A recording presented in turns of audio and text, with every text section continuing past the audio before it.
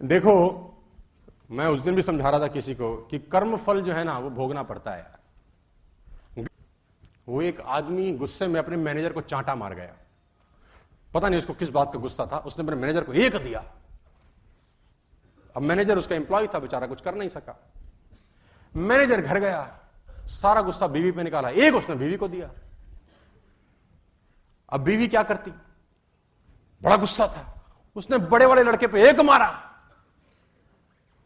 अब बड़े वाले लड़के का बस ना मां पे चले ना बाप पे, उसका छोटा भाई बैठा था, खेल खेल में उसने एक रपेट उसको दिया। दुकानदार ने मैनेजर को चपेटा, मैनेजर ने बीवी को मारा, बीवी ने बेटे को मारा, बेटे ने छोटे भाई को मारा। अब छोटा भाई के घर में और कुछ था नहीं जिसको पीट सके, तो गुस्से में बाहर गया, बाहर कुत्ता था, उसे लात मारी। अब कुत्ते को जब लात मारी, कुत्ता भागा और उसने एक आदमी के पैर में काटा, और वह आदमी वही था जो दुकानदार जिसने मैनेजर को मारा था। तो मैं आपको बता दूं, एक चांटा भी किसी को गलत मारा तो कर्म फल तो भोगना ही पड़ता है सर। आप सोचो कि कुछ नहीं है तो खाता चल रहा है, उसका खाता बड़ा शानदार है, उसके खाते में 0.00001% एरर नहीं होता है ना। वो कहते हैं ना कि आंख ने फल देखा तो मन में लालसा हुई।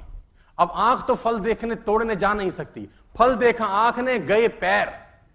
अब पैर ने देखा तो पैर तोड़ नहीं सकते, फल तोड़ा हाथ ने। जिसने देखा वो गया नहीं, जो गया उसने तोड़ा नहीं, जिसने तोड़ा उसने खाया नहीं, जिसने खाया उसने रखा नहीं, चला गया पेट में। और थोड़ी देर में जब माली ने देखा तो डंडे लगे पीठ को।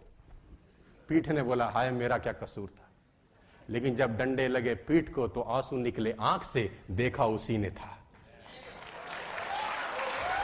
तो कर्म फल भोगना है यार। और मैं आपको एक प्रसंग सुना देता हूं, यहां पर शायद आपके काम आ जाए। मैं दो ग्रंथों से बड़ा प्रभावित हूं, रामायण और महाभारत, और मैं अक्सर इनकी बातें भी करता रहता हूं ताकि वो पुराना इतिहास जो है उसमें जितना कुछ सीखने को है वो दुनिया में कहीं सीखने को नहीं है। बहुत कुछ सीखने को है राम जी के जीवन में, कृष्ण जी के जीवन में बहुत कुछ सीखने को है। और रामायण एक ऐसा पात्र है और ऐसी ग्रंथ है जिसमें एक एक चीज सीखने को है। मैं कभी कभी कुछ लेडीज से बात करता हूं, हम तो बहुत दुखी हैं जी, पति बेकार मिला है, बच्चे नालायक है। मतलब मेरी बात को अदरवाइज मत लेना, 70 to 80% पुरुष भी मिलते हैं रोते, महिलाएं भी रोती मिलती हैं। मैं आपको बताना चाहता हूं, जितनी भी महिलाएं, बहनें, माताएं यहां पर बैठी हैं, सीता जी के पिता थे जनक, और बहुत बड़े ज्ञानी कहा जाता है। जिनके घर में शादी हुई, ससुर से दशरथ, जिनके बेटे खुद भगवान हुए, और जिनसे शादी हुई वो स्वयं भगवान। जितना दुख उन्होंने भोगा है तुम में से सब मिलके भी नहीं भोग पाते।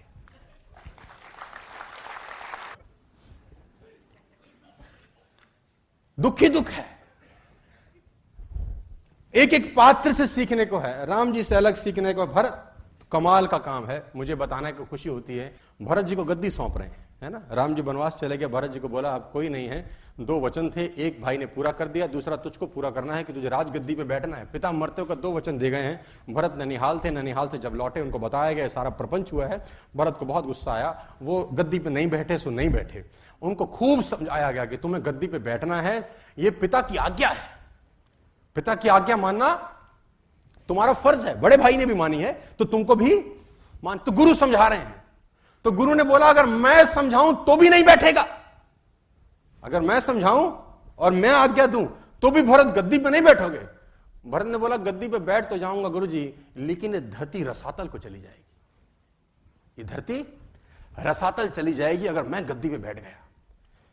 तो गुरुजी ने बोला भरत कैसी बात करते हो, इस धरती पे रावण कुंभकर्ण जैसे राक्षस हुए तब धरती रसातल नहीं गई है। रावण कुंभकर्ण जैसे राक्षस हुए, धरती रसातल नहीं गई। हिरण्याकश्यप जैसे राक्षस हुए, धरती रसातल में नहीं गई। भरत जैसा महात्मा बैठेगा तो धरती रसातल को चली जाएगी, कैसी बात करते हो।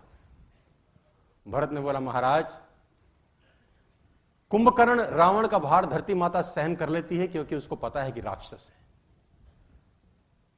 हिरण्याकश्यप का भार धरती माता सहन कर लेती है क्योंकि उनको पता है राक्षस है। लेकिन जब रावण, कुंभकर्ण और हिरण्याकश्यप का काम राम का छोटा भाई करने लगे तो धरती माता भरोसा किस पे करेगी? ये तो रसातल को ही चली जाएगी। मैं नहीं बैठूंगा। वो नहीं बैठे सो हमारा तो 4 इंची दीवार इधर उधर हो जाए बस, भगवान कसम कोर्ट केस हो जाते हैं।